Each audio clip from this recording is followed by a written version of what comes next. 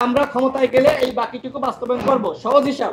এখন আপনি চাইলেও শতভাগ ঐক্যমতে আসতে পারবেন না। আমরা তো সবাই একটা দল করি না, আমরা ভিন্ন দল করি বলেই আজকে আমরা এখানে আলোচনা করছি। আমরা একটা দল হলে তো এখানে আলোচনার প্রয়োজন ছিল না। তো যেহেতু ভিন্ন দল করি, আমাদের মত পার্থক্য থাকবে। এজন্য আমরা যতটুকু ঐক্যমতে এসেছি এইটাকে সামনে রেখে আমাদেরকে আগামী নির্বাচনে যেতে হবে। আর যতটুকু আমরা ঐক্যমতে পৌঁছাতে পারবো না, নোট অফ ডিসেন্ট রয়েছে, এগুলো আমরা আমাদের নির্বাচনী ইস্তেহারে দিতে পারি যে আমরা ক্ষমতায় গেলে এই বাকিটুকু বাস্তবায়ন করব। সহজ হিসাব। এখন আপনি চাইলেও শতভাগ ঐক্যমতে আসতে পারবেন না।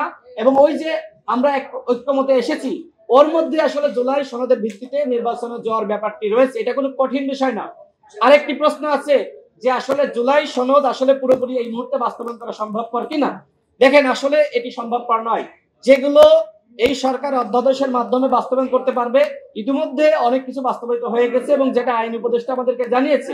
বাকি এই সাংবিধানিক বিষয়গুলো, এইটা যেহেতু সংস্কার নিয়ে আলোচনা হচ্ছে, আগামীতে যিনি ক্ষমতায় আসেন না কেন তিনি সংবিধান সংস্কারের মাধ্যমে বাকিটুকু বাস্তবায়ন করতে বাধ্য থাকবেন।